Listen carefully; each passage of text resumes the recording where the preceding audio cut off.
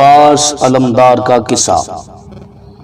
کون؟ حضرت عباس رضی اللہ تعالی عنہ اتنے حسین کہ عرب کے لوگ آپ کو ماہ بنو ہاشم کہہ کر پکارا کرتے۔ اہل بیت، صفائے اہل بیت آپ کا لقب تھا۔ سپاہی حسینی کے علمدار تھے۔ خاندان اہل بیت کے خیموں میں پہرے دار تھے۔ شجاعت اور بہادری میں صرف عرب میں ہی نہیں بلکہ پوری دنیا میں اسلام میں شہرت رکھتے تھے۔ حضرت امام حسین علیہ السلام سے اتنی محبت کہ ہمیشہ آپ کو آقا و مولا کہہ کر پکارتے تھے۔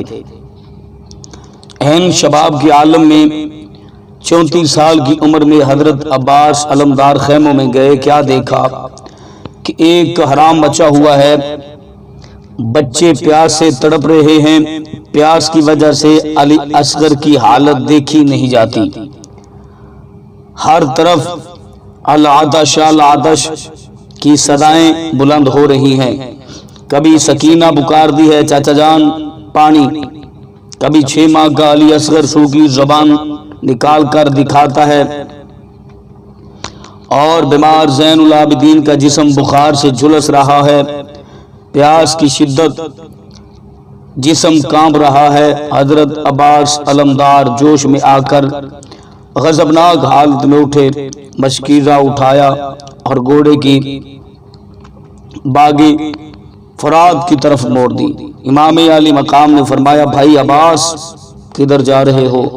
عرض کی، آقا اجازت دو، میں فرات پر پانی لینے جا رہا ہوں۔ یہ سنا تو آقا حسین رو پڑے۔ فرمایا، عباس تم تو میری چھوٹی سی جماعت کے علمدار ہو، تمہارے چلے جانے سے یہ سارا سلسلہ ختم ہو جائے گا۔ تم بھی جا رہے ہو، کیا یہ چاہتے ہو کہ جب حسین آنکھ کھولے تو اسے کوئی بھی اپنا نظر نہ آئے اور کسی کا سہارا نہ رہے؟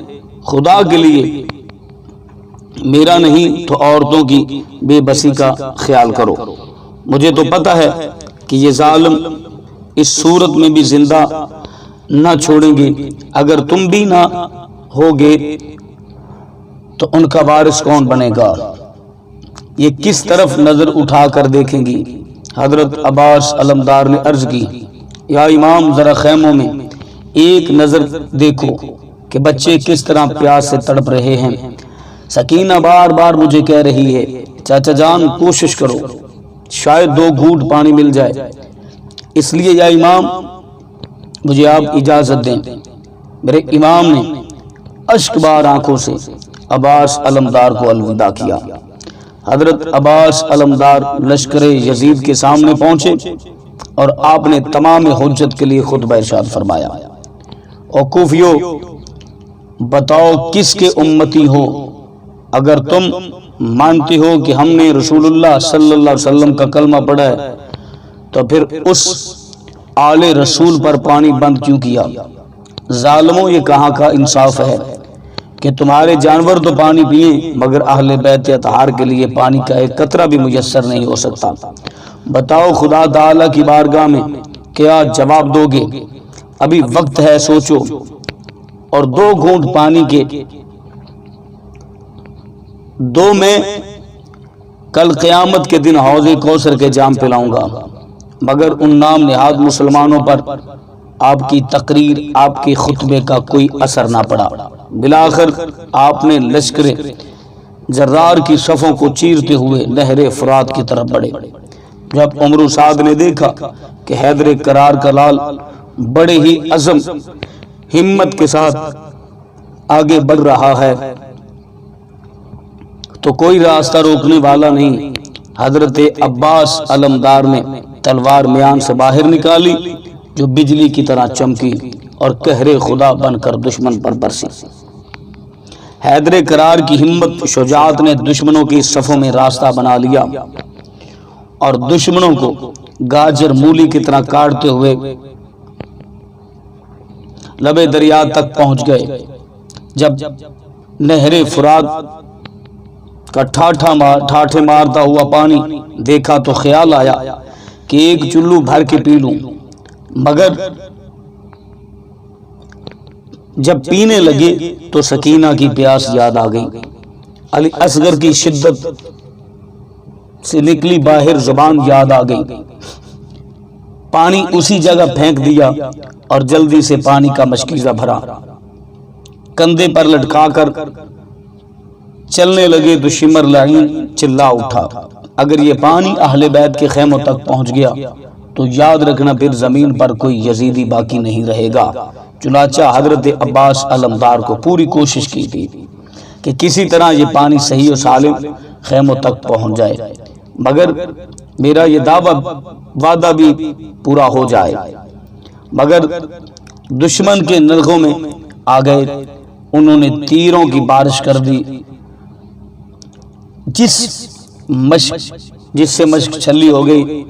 ادھر خیمے والے خوشی منا رہے ہیں کہ اللہ کا شکر ہے عباس پانی لے آئے، مگر وہ یہ نہیں جانتے تھے کہ حوض کوثر کا مالک آج کربلا کے میدان میں اپنے ہی نانا کا کلمہ پڑھنے والوں اور بے وفا امتیوں کے ہاتھوں پیاسا ہی تڑپ تڑپ کر جان دے دے گا۔ مگر ہر طرف سے تیر، نیزوں اور تلواروں کی یلغار ہوئی تو آپ ان کے حملوں کا جواب بھی دیتے ہوئے خیموں کی طرف بڑھتے چلے آئے۔ نوفل بن ورقہ مردود نے چھپ کر حضرت عباس علمدار پر وار کیا، آپ کا دایاں بازو کٹ گیا۔ جوش شجاعت دیکھتے ہی آپ نے فوراً نہایت ہی دلیری سے مشق کو دوسرے بازو پر اٹھا لیا، بائیں ہاتھ سے تلوار پکڑ کر دشمن کا مقابلہ کرتے رہے، کسی طرح یہ پانی خیموں تک پہنچ جائے۔ آپ آگے بڑھتے رہے، ایک ملعون نے آپ کے دوسرے بازو پر وار کیا اور حضرت عباس علمدار کا دوسرا بازو بھی قلم کر دیا۔ آپ نے مشکیزے کا تسمہ اپنے دانتوں سے پکڑ لیا، خیموں میں پہنچنے کی کوشش کر رہے تھے، مگر صدا افسوس اس سقائے اہل بیت کے تمام امیدوں پر پانی پھر گیا۔ ایک تیر آ کر مشکیزہ میں پوست ہو گیا، جس سے سارا پانی بہہ گیا۔ ایک دوسرا تیر آیا، حضرت عباس علمدار کے سینہ اقدس پر لگا اور سیاہ کار نے سر اقدس پر اس زور سے وار کیا کہ آپ زخم سے لاچار ہو کر زمین پر گر گئے۔ امام عالی مقام کو آواز دی، اے بھائی حسین، میری طرف سے آخری سلام ہو۔ اس آواز کو سن کر امام عالی مقام دوڑتے ہوئے آپ کے قریب آئے اور پیکر وفا حضرت عباس علمدار کو دیکھا تو رو پڑے، آپ کی لاش کے ساتھ چمٹ گئے اور کہا، اے عباس، اب میری کمر ٹوٹ گئی ہے۔ اب حضرت عباس علمدار کی لاش کو اٹھا کر خیموں میں تشریف لائے۔ خیموں میں ایک کہرام مچ گیا۔ حسین ابن علی نے سکینہ کو فرمایا، بیٹی، تو اور تیرا بھائی علی اصغر بھی اپنے چاچا کو معاف کر دینا، وہ تم سے کیا ہوا وعدہ پورا نہ کر سکے، اور یہ کہہ کر آپ کی روح قصر عنبری سے پرواز ہو گئی۔ انا للہ و انا الیہ راجعون۔ اسی طرح حضرت عباس علمدار کی وفات اور شجاعت اور بہادری قیامت کی شام تک یاد رکھی جائے گی۔ اپنی فیملی کا بہت سرخ رکھے گا۔ اللہ